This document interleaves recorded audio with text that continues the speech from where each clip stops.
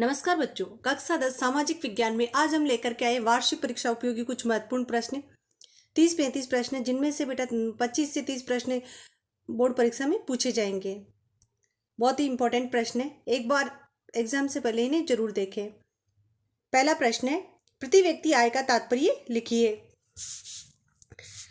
राष्ट्रीय आय को कुल जनसंख्या से भाग देने पर प्राप्त आय को प्रति व्यक्ति आय कहते हैं। प्रति व्यक्ति आय को औसत आय भी कहा जाता है। नेक्स्ट प्रश्न है, निवेश क्या है? परिसंपत्ति जैसे कि भूमि, भवन, मशीन, अन्य उपकरणों की खरीद में व्यय की गई मुद्रा को निवेश कहा जाता है। नेक्स्ट प्रश्न, पूना पैक्ट कब और किन के मध्य हुआ? बेटा पूना पैक्ट 1932 में महात्मा गांधी और भीमराव अंबेडकर के मध्य हुआ और इसका जो मुद्दा था वो ये था कि दलित वर्ग के लिए पृथक निर्वाचन से संबंधित विवाद को लेकर के दोनों के बीच समझौता हुआ। सतत पोषणीय विकास से क्या आशय है? बेटा विकास पर्यावरण को बिना नुकसान पहुंचाए हो और वर्तमान विकास की प्रक्रिया भविष्य की पीढ़ियों की आवश्यकता की अवहेलना न करे। इसे धारणीय विकास भी कहा जाता है। वर्तमान में पर्यावरण संसाधनों का जिस प्रकार से ह्रास हो रहा है उसको लेकर के वर्तमान में सतत पोषणीय विकास की धारणा बहुत ही प्रसिद्ध हो रही है, जिसका अर्थ यह है कि संसाधनों का उपयोग हमें सीमित रूप से करना है ताकि वर्तमान पीढ़ी की आवश्यकताएं भी पूरी हो सके और भविष्य की पीढ़ियों के लिए भी अपन संसाधन बचा के रख सके। नेक्स्ट प्रश्न, स्वराज पार्टी के निर्माता कौन थे? मोतीलाल नेहरू, चित्तरंजन दास, मुंशी। स्वराज पार्टी के निर्माता बेटा असहयोग आंदोलन के स्थगित होने के बाद में 1923 में पंडित मोतीलाल नेहरू और चित्तरंजन दास मुंशी ने स्वराज पार्टी का गठन किया। सकल घरेलू उत्पाद से क्या आशय है? बेटा अर्थव्यवस्था में तीनों क्षेत्रकों के उत्पाद की कुल योगफल को सकल घरेलू उत्पाद कहा जाता है। यह भी एक महत्वपूर्ण प्रश्न है बेटा। वस्तु विनिमय प्रणाली की दो कठिनाइयां लिखिए। एक तो बेटा वस्तुओं और सेवाओं के मूल्य निर्धारण में कठिनाई आती है। दूसरी आवश्यकताओं के दोहरे संयोग का अभाव। एक तो वस्तु विनिमय का अर्थ होता है कि वस्तुओं का आदान प्रदान करना। मेरे पास गेहूं है, तुम्हारे पास कोई दूसरी वस्तु है, तो ऐसी स्थिति में मूल्य निर्धारण में कठिनाई होती है। दूसरी की जरूरी नहीं कि मेरे पास जो वस्तु है उसकी आवश्यकता तुम्हें हो, तो आवश्यकताओं के दोहरे सहयोग का अभाव भी इसमें पाया जाता है। नेक्स्ट प्रश्न है, व्यापार अवरोधक से क्या अभिप्राय है? व्यापार अवरोधक सरकार के द्वारा लगाए गए वे प्रतिबंध है जिनसे वे विदेशी व्यापार को नियमित करते हैं।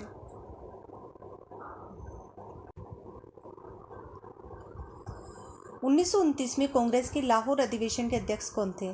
बेटा 1929 में कांग्रेस के लाहौर अधिवेशन के अध्यक्ष पंडित जवाहरलाल नेहरू थे और इस अधिवेशन में इन्होंने पूर्ण स्वराज का प्रस्ताव पारित किया। नेक्स्ट प्रश्न, प्राथमिक क्षेत्र किसे कहते हैं? जब हम प्राकृतिक संसाधनों का उपयोग करके किसी वस्तु का उत्पादन करते हैं तो इसे प्राथमिक क्षेत्र की गतिविधि कहा जाता है और इस क्षेत्र में कृषि, खनन आदि गतिविधियां सम्मिलित है। प्राथमिक क्षेत्र उत्पादन क्रिया से संबंधित है। द्वितीयक और तृतीयक क्षेत्र प्राथमिक क्षेत्र के से पर निर्भर है। नेक्स्ट प्रश्न, बैंक चेक क्या है? बेटा बैंक चेक एक ऐसा कागज होता है जो बैंक को किसी व्यक्ति के खाते से चेक पर जिस व्यक्ति का नाम दिया गया है उस व्यक्ति को उस रकम का भुगतान करने का आदेश देता है। नेक्स्ट प्रश्न, अंतिम वस्तुएं कौन सी होती है? अंतिम वस्तुएं जो सीधे उपभोक्ताओं तक पहुंचती है अंतिम वस्तुएं कहलाती है।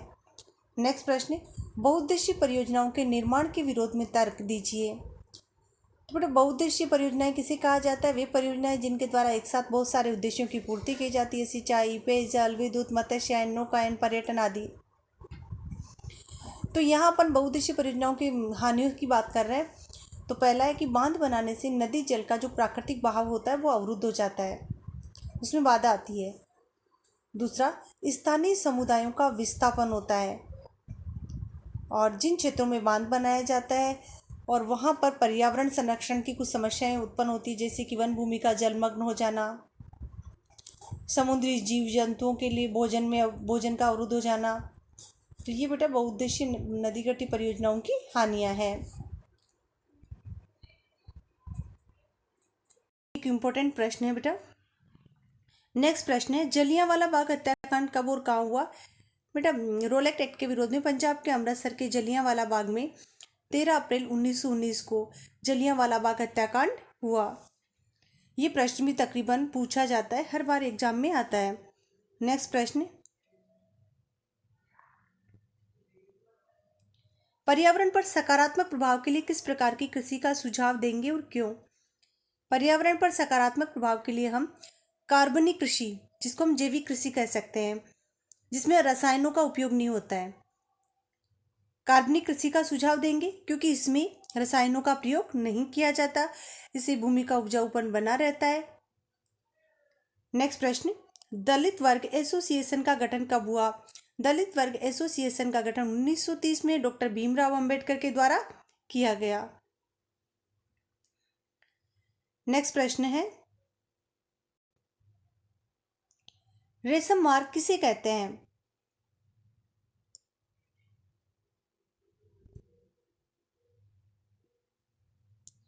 एशिया को यूरोप और अफ्रीका से जोड़ने वाला व्यापारिक और सांस्कृतिक मार्ग, जिसे चीनी रेशम, चीनी पोट्री और भारत से सूती कपड़े, मसालों का निर्यात किया जाता था और बदले में यूरोपीय देशों से सोना चांदी भारत और चीन पहुंचते थे।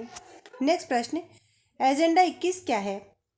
बेटा एजेंडा 21 से 1992 में ब्राजील के शहर रियो डी जेनेरो में 100 राष्ट्र अध्यक्षों के समक्ष संयुक्त राष्ट्र की घोषणा है, जिसका उद्देश्य भूमंडलीय सतत पोषणीय विकास हासिल करना है। पर्यावरण संरक्षण को लेकर के 1992 में प्रति सम्मेलन आयोजित किया गया था और इसमें एजेंडा 21 घोषणा की गई और इसका उद्देश्य था सतत पोषणीय विकास के लक्ष्य को हासिल करना। नेक्स्ट प्रश्न है, तृतीय क्षेत्र की 2 सेवाओं के नाम लिखिए। तो तृतीय सेक्टर की जो 2 सेवाएं हैं बेटा, वो है परिवहन और संचार और भंडारण। जितनी भी सेवाएं हैं वो तृतीय क्षेत्र से संबंधित है। नेक्स्ट प्रश्न है, गठबंधन सरकार से क्या आशय है? बेटा गठबंधन बनाने की आवश्यकता कब होती है? जब किसी एक पार्टी को बहुमत नहीं मिलता है, तो ऐसी स्थिति में 2 या 2 से अधिक दल मिलकर सरकार बनाते हैं तो उसे गठबंधन सरकार कहा जाता है। खिलाफत आंदोलन से आप क्या समझते हैं? तुर्की के खलीफा की प्रतिष्ठा को पुनर्स्थापित करने के लिए भारत में खिलाफत आंदोलन शुरू किया गया। महात्मा गांधी ने इसको असहयोग आंदोलन से जोड़ा था। नेक्स्ट प्रश्न है, संघवाद से क्या आशय है? बेटा सत्ता का एक से अधिक स्तरों पर वितरण संघवाद कहलाता है, जिसमें केंद्र सरकार होती है, राज्य सरकार होती है, शक्तियों का संविधान में विभाजन होता है। नेक्स्ट प्रश्न है, सार्वजनिक क्षेत्र का प्रमुख उद्देश्य क्या है? बेटा सार्वजनिक क्षेत्र का जो प्रमुख उद्देश्य है सार्वजनिक कल्याण में वृद्धि करना है। नेक्स्ट प्रश्न है, काली मृदा की 2 विशेषताएं लिखिए। बेटा काली मृदा जो होती है इसमें महीन कण होते हैं, नमी धारण करने की क्षमता ज्यादा होती है, ये उपजाऊ होती है। नेक्स्ट प्रश्न है, संकटग्रस्त वन्य जीव प्रजातियों के 2 नाम बताइए। पहला है बेटा काला हिरण, दूसरा है गेंडा। नेक्स्ट प्रश्न है, राजस्थान के शुष्क और अर्धशुष्क क्षेत्रों में वर्षा जल संग्रहण किस प्रकार किया जाता है? राजस्थान के जैसलमेर जिले में बेटा खादीन और जोहड़ बना करके और पीने के पानी के लिए टांका बनाया जाता है। खेतों में वर्षा के जल के संग्रह के लिए गड्ढे, बेरी या छोटी कुइयां बनाई जाती है। नेक्स्ट प्रश्न, चावल की कृषि के लिए भौगोलिक दशाओं का उल्लेख कीजिए। चावल की कृषि के लिए डेल्टाई मिट्टी उपयुक्त मानी जाती है। जलोढ़ मृदा भी सर्वोत्तम होती है। चावल की खेती के लिए तापमान बोने से लेकर काटने तक 25 डिग्री सेल्सियस की आवश्यकता होती है। वर्षा 100 सेंटीमीटर से अधिक और उच्च आर्द्रता जरूरी है। नेक्स्ट प्रश्न, ब्रेटन वुड्स सम्मेलन से आप क्या समझते हैं? अंतर्राष्ट्रीय अर्थव्यवस्था को सुनिश्चित करने, औद्योगिक विश्व में आर्थिक स्थिरता लाने। बेटा प्रथम विश्व युद्ध के पश्चात द्वितीय विश्व युद्ध के पश्चात अंतर्राष्ट्रीय अर्थव्यवस्था को सुनिश्चित करने, औद्योगिक विश्व में आर्थिक स्थिरता और पूर्ण रोजगार को निश्चित बनाए रखने हेतु जुलाई 1944 में अमेरिका स्थित न्यू हैम्पशायर में ब्रेटन वुड्स नामक स्थान पर 2 संस्थाओं की स्थापना की गई, अंतर्राष्ट्रीय मुद्रा कोष और विश्व बैंक। इनको ब्रेटन वुड्स ट्विन भी कहा जाता है। कांग्रेस ने किस अधिवेशन में पूर्ण स्वराज की मांग की? बेटा लाहौर अधिवेशन में 1929 ईस्वी में पंडित जवाहरलाल नेहरू की अध्यक्षता में पूर्ण स्वराज की मांग की गई। दो या अधिक देशों के विकास की तुलना का उपयुक्त माप क्या है? दो या अधिक देशों के विकास की तुलना का उपयुक्त माप है प्रति व्यक्ति आय, जिसको औसत आय भी कहा जाता है। राष्ट्रीय आय में ये प्रॉब्लम होती है कि उससे ये पता नहीं चलता कि प्रत्येक व्यक्ति की आय कितनी है। नेक्स्ट प्रश्न, दुर्लभ जातियां किसे कहते हैं? बेटा दुर्लभ जातियां उन जातियों को कहेंगे जिन जातियों की संख्या बहुत कम है, जैसे कि हिमालयन भूरा भालू। नेक्स्ट प्रश्न, भारत में जैव विविधता कम होने के कारण लिखे। बेटा जैव विविधता कम होने का पहला कारण है वन्य जीवों के आवास का विनाश हो जाना। जनसंख्या वृद्धि के कारण आवास के लिए वन्य जीवों के आवास का विनाश हो रहा है। जंगली जानवरों को मारना या शिकार करना, पर्यावरणीय प्रदूषण, दावानल अर्थात जंगल में लगने वाली आग, ये जैव विविधता के कम होने के कारण है। विनिमय का माध्यम क्या है? बेटा मुद्रा विनिमय के माध्यम के रूप में काम में ली जाती है। वैश्वीकरण की कृषि पर प्रभाव लिखें। वैश्वीकरण के कारण भारतीय कृषि विश्व के विकसित देशों से प्रतिस्पर्धा करने में असमर्थ है, क्योंकि विकसित देशों में कृषि को बहुत ज्यादा सहायकी या सब्सिडी दी जाती है, अनुदान दिया जाता है। छोटे और सीमांत किसानों की स्थिति बिगड़ गई है और खेती के लिए रासायनिक उर्वरकों का उपयोग ज़्यादा बढ़ा है और संकर जिन्स का प्रचलन बढ़ा है और खाद्यान्न खेती के स्थान पर वाणिज्यिक खेती को प्रोत्साहन दिया जा रहा है। नेक्स्ट प्रश्न,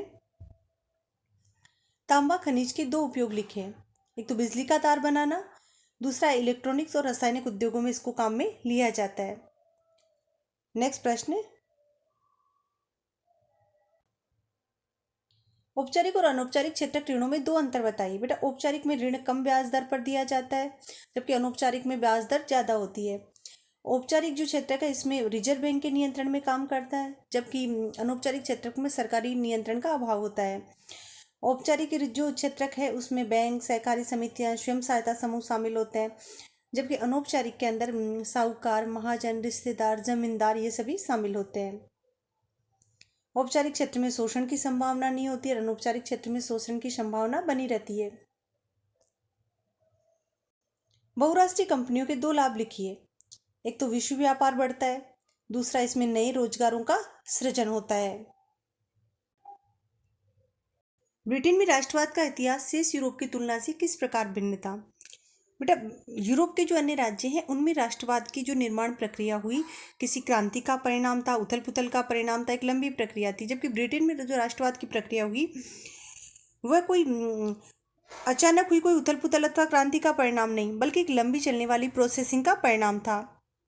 ब्रिटेन का जो राष्ट्रवाद का इतिहास है शेष यूरोप की तुलना से भिन्न था। ब्रिटेन में अंग्रेज, वेल्स, स्कॉटिश, आयरिश बहुत सारे समूह निवास करते थे और इन जाति समूहों में अंग्रेजों की शक्ति, धन संपत्ति, गौरव की वृद्धि हुई, तो वह द्वीप समूह के अन्य जाति समूहों पर अपना प्रभुत्व स्थापित करने में सफल हुए। सर्वप्रथम इन्होंने स्कॉटिश लोगों को अपने देश में सम्मिलित किया, फिर उन पर अपना प्रभुत्व स्थापित किया। इसके पश्चात उन्होंने आयरिश लोगों पर नियंत्रण किया और आयरलैंड को बलपूर्वक ब्रितानी राज्य में सम्मिलित कर लिया। तो इस प्रकार United kingdom of great Britain का शांतिपूर्ण तरीके से गठन हुआ, जबकि अन्य यूरोपीय राष्ट्रों के राष्ट्रवाद अचानक हुई कोई उथल पुथल अथवा क्रांति के परिणाम थे। नेक्स्ट प्रश्न, सत्ता की साझेदारी के विभिन्न रूपों का वर्णन कीजिए। तो बेटा सत्ता की साझेदारी का जो पहला रूप है सत्ता का क्षैतिज वितरण, दूसरा सत्ता का ऊर्ध्वाधर वितरण, तीसरा सत्ता का विभिन्न सामाजिक समूहों में बंटवारा और चौथा है राजनीतिक दल या दबाव समूह में बंटवारा। क्षैतिज वितरण, इसमें एक स्तर पर शासन के विभिन्न अंग जैसे कि विधायिका, कार्यपालिका, न्यायपालिका के बीच सत्ता का बंटवारा रहता है। कोई भी एक अंग सत्ता का असीमित उपयोग नहीं कर सकता, एक दूसरे को कंट्रोल करता है, अंकुश रखता है। सत्ता का ऊर्ध्वाधर वितरण, इसके अंतर्गत सरकार के विभिन्न अंगों पर सत्ता का बंटवारा हो सकता है। पूरे देश के लिए एक संघीय सरकार, फिर प्रांतीय स्तर पर अलग अलग सरकार। और भारत के संविधान में केंद्र और राज्य सरकारों के बीच 3 सूचियों में शक्तियों का विभाजन किया गया है। सत्ता का विभिन्न सामाजिक समूहों के बीच बंटवारा, सत्ता का बंटवारा विभिन्न सामाजिक समूहों के बीच भी हो सकता है। बेल्जियम में सामुदायिक सरकार इस व्यवस्था का एक अच्छा उदाहरण है। अगला प्रश्न, आर्थिक विकास के लक्ष्य समझाइए। बट आर्थिक विकास के जो लक्ष्य हैं, आय में वृद्धि करना, नियमित रोजगार, बेहतर मजदूरी, समानता, स्वास्थ्य सुविधाओं का विस्तार, अर्थव्यवस्था का विकास, तो ये सभी आर्थिक विकास के लक्ष्य हैं। नेक्स्ट प्रश्न है, भारत में वैश्वीकरण के प्रभावों को समझाइए। तो बेटा वैश्वीकरण भारत में अपनाया गया 1991 ईस्वी में। वैश्वीकरण के प्रभाव स्वरूप बहुराष्ट्रीय कंपनियों ने भारत में अपने निवेश में वृद्धि की और जिससे देश में रोजगार अवसरों में भी वृद्धि हुई, नए रोजगार के अवसर उत्पन्न हुए। वैश्वीकरण के कारण शीर्ष भारतीय कंपनियां बड़ी प्रतिस्पर्धा से लाभान्वित हुई और उनका विस्तार विदेशों तक हुआ। लेकिन वैश्वीकरण के कारण उपजी प्रतिस्पर्धा के कारण छोटी औद्योगिक इकाइयां बंद हो गई, बेरोजगारी में वृद्धि हुई और तनाव और अवसाद का माहौल भी बना। नेक्स्ट प्रश्न, परंपरागत ऊर्जा स्रोतों के नाम लिखिए। बेटा परंपरागत ऊर्जा स्रोत हैं कोयला, पेट्रोलियम, प्राकृतिक गैस, विद्युत। और निबंधात्मक प्रश्न बनेगा तो बेटा इनका वर्णन भी अपने को करना है। नेक्स्ट प्रश्न, अलोह खनिजों का वर्णन कीजिए। अलोह खनिज है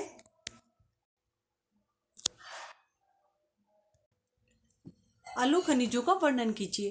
तो बेटा अलोह खनिज है तांबा, बॉक्साइट, सीसा, सोना, चांदी और इन सभी का अपने को वर्णन बताना है। नेक्स्ट प्रश्न, भारत में धर्मनिरपेक्ष राज्य से आप क्या समझते हैं। बेटा धर्मनिरपेक्षता का अर्थ है कि राज्य का कोई भी धर्म नहीं होगा और राज्य धार्मिक मामलों में तटस्थ रहेगा। राज्य क्षेत्र में निवास करने वाले नागरिक धर्म का पालन कर सकेंगे। भारत में जो धर्मनिरपेक्ष शासन का मॉडल चुना है, संविधान में कुछ प्रावधान किए गए जैसे कि भारत का कोई धर्म नहीं होगा। भारतीय राज्य ने किसी भी धर्म को राजकीय धर्म के रूप में अंगीकार नहीं किया, जैसे कि श्रीलंका में बौद्ध धर्म, पाकिस्तान में इस्लाम। इसके विपरीत भारत का संविधान किसी धर्म को विशेष दर्जा नहीं देता। कोई भी धर्म अपनाने की स्वतंत्रता। संविधान सभी नागरिकों और समुदायों को किसी भी धर्म का पालन करने और प्रचार करने की आज़ादी देता है। धार्मिक भेदभाव का निषेध। संविधान धर्म के आधार पर किए जाने वाले किसी तरह के भेदभाव को अवैधानिक घोषित करता है। धार्मिक मामलों में शासन के हस्तक्षेप की इजाज़त। भारत का संविधान धार्मिक समुदायों में समानता सुनिश्चित करने के लिए शासन को धार्मिक मामलों में दखल देने का अधिकार देता है, जैसे कि छुआछूत की इजाज़त नहीं देता। तो इससे स्पष्ट होता है कि धर्मनिरपेक्षता भारतीय संविधान की बुनियाद है। नेक्स्ट प्रश्न, सामाजिक भेदभाव की उत्पत्ति के कारणों का विवेचन कीजिए। सामाजिक भेदभाव अधिकांशतः जन्म पर आधारित होता है। कोई भी व्यक्ति किसी समुदाय का सदस्य केवल इस आधार पर हो जाता है कि उसका जन्म उस समुदाय के किसी परिवार में हुआ होता है। जन्म पर आधारित सामाजिक भेदभाव प्राय दैनिक जीवन में रोज देखने को मिलते हैं, जैसे जाति के आधार पर भेदभाव, जैसे कि भारतीय समाज में वर्ण व्यवस्था भेदभाव का एक प्रमुख कारण रही है। दूसरा जो लैंगिक असमानता, तो इसमें यह माना जाता है कि महिला और पुरुष की रूढ़ छवियां हमारे समाज के द्वारा उनको अलग भूमिकाएं दी जाती है, जबकि इसके लिए जैविक बनावट को आधार बना दिया जाता है, जो कि इतना सही नहीं है। इसके अलावा बेटा जो भेदभाव की उत्पत्ति का एक अन्य कारण है वो नस्ल के आधार पर भेदभाव। विश्व के अन्य देशों में रंग के आधार पर श्वेत और अश्वेत में भेदभाव किया जाता है। धर्म पर आधारित विभाजन और एक धर्म को श्रेष्ठ मानना दूसरे धर्म के साथ भेदभाव को जन्म देता है। अगला प्रश्न, नेपाल में लोकतंत्र के लिए दूसरा आंदोलन के चरणों को स्पष्ट कीजिए। बहुत इंपॉर्टेंट प्रश्न है ये भी। तो बेटा नेपाल में लोकतंत्र की स्थापना 1990 में सीमित रूप में की गई, लेकिन राजा ज्ञानेंद्र के जब शासन सत्ता में आए तो उन्होंने लोकतांत्रिक सरकार को 2002 ईस्वी में भंग कर दिया, संसद को भंग कर दिया। नेपाल के नए राजा ज्ञानेंद्र लोकतांत्रिक शासन को स्वीकार करने के लिए तैयार नहीं थे और 2002 में उन्होंने संसद को भंग कर दिया। जनता द्वारा निर्वाचित सरकार को 2005 ईस्वी में भंग कर दिया गया। अप्रैल 2006 में आंदोलन उठ खड़ा हुआ और जिसका लक्ष्य था शासन की बागडोर राजा के हाथ से लेकर दोबारा जनता के हाथों में सौंपना। 3 मांगे रखी गई और इस आंदोलन का नेतृत्व 7 पार्टी अलायंस ने किया। सब दलीय गठबंधन था, माओवादी भी इनमें के साथ थे। 3 मांगे रखी, संसद को बहाल किया जाए, लोकतंत्र की स्थापना की जाए और राजतंत्र को समाप्त किया जाए। नेपाल की राजधानी काठमांडू में 4 दिन के बंद का आह्वान किया गया और इस प्रतिरोध ने जल्दी अनियतकालीन बंद का रूप ले लिया। अन्य राजनीतिक संगठन और जनता भी बंद के समर्थन में आ गई। 21 अप्रैल 2006 के दिन आंदोलनकारियों की संख्या 3 से 5 लाख तक पहुंच गई और राजा को 3 मांगे मानने के लिए विवश होना पड़ा। राजा के द्वारा 2006 ईस्वी में तीनों मांगों को स्वीकार कर लिया गया। 2008 ईस्वी में नेपाल में लोकतंत्र की स्थापना हुई और राजतंत्र को समाप्त किया गया। 2015 ईस्वी में नेपाल का नया संविधान बना और इस संघर्ष को नेपाल में लोकतंत्र के लिए दूसरा आंदोलन कहा जाता है। नेक्स्ट प्रश्न है, औपचारिक और अनौपचारिक साख में अंतर बताइए।